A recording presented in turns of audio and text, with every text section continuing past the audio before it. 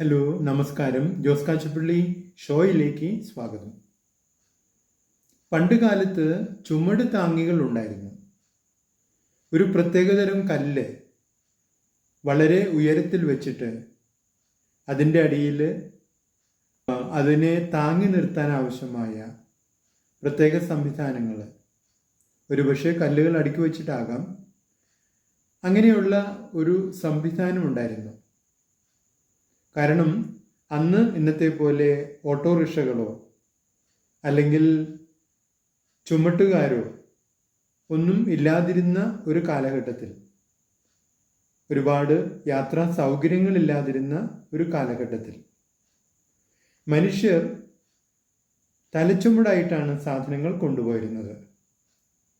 തലച്ചുമടായിട്ടുള്ള ഈ യാത്ര പലപ്പോഴും ഒരുപാട് സമയം നടത്തേണ്ടി വരുന്നു. കാരണം കാൽനടയായിട്ടാണ് നടക്കുന്നത്. വാഹനങ്ങൾ അധികം ഇല്ലാത്തതുകൊണ്ട് കാൽനട കൊണ്ട് ദൂരം താണ്ടേണ്ട ആവശ്യമുണ്ട്. അപ്പോൾ ഭാരവും തലയിലേറ്റി ഒരുപാട് ദൂരം നടക്കേണ്ട സാഹചര്യം വരുന്നു. അപ്പോൾ അത്തരം സാഹചര്യങ്ങളിൽ ചുമട് താങ്ങികൾ വളരെ അത്യാവശ്യമായിരുന്നു.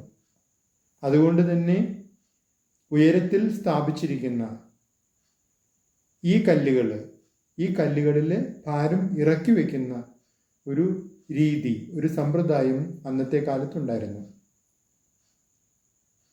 പലപ്പോഴും മനുഷ്യർക്ക് അവരുടെ അതേ ഉയരത്തിലുള്ള ചുമട് താങ്ങികളാണ് പലപ്പോഴും പൊതുനിരത്തുകളിൽ അല്ലെങ്കിൽ പൊതുസ്ഥലങ്ങളിൽ ഉണ്ടായിരുന്നത്. അപ്പോൾ ഭാരം തലയിൽ വെച്ച് വരുന്ന മനുഷ്യർക്ക്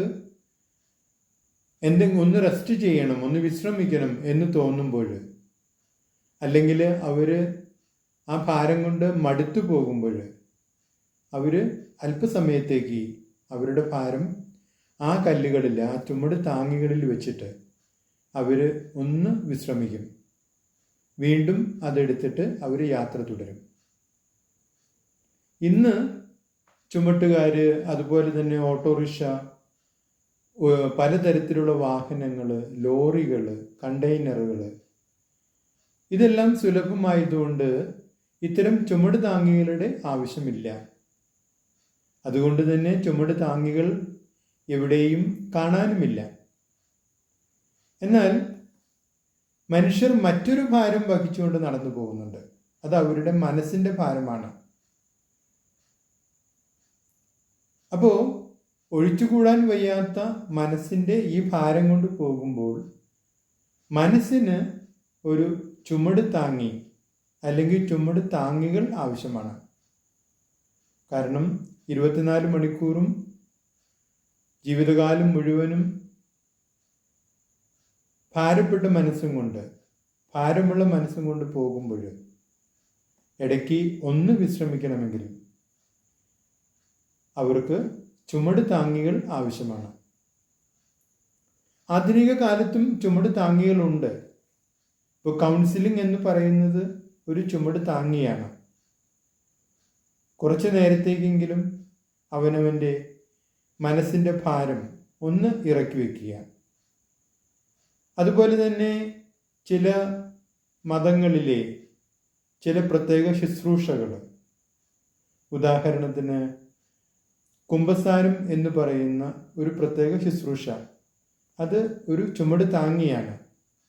മനസ്സിൻ്റെ ഭാരം ഇറക്കി വയ്ക്കാനുള്ള ഒരു ചുമട് താങ്ങി. അതുപോലെ തന്നെ പ്രാർത്ഥന, അത് ഒരു ചുമട് താങ്ങിയാണ്. ഇനി വളരെ പ്രിയപ്പെട്ടവരോട് സ്വന്തം വിഷമങ്ങൾ, ദുഃഖങ്ങൾ ഒക്കെ പങ്കുവെക്കുമ്പോൾ അപ്പോഴും അവർ ഒരു ചുമട് താങ്ങിയായിട്ടാണ് പ്രവർത്തിക്കുന്നത്. നിങ്ങളുടെ അഭിപ്രായങ്ങളും നിർദ്ദേശങ്ങളും അറിയിക്കുക. നിങ്ങൾ ഈ ചാനൽ ഇഷ്ടപ്പെടുന്നുണ്ടെങ്കിൽ ലൈക്ക് ചെയ്യുക, സബ്സ്ക്രൈബ് ചെയ്യുക, എല്ലാവർക്കും ഷെയർ ചെയ്യുക.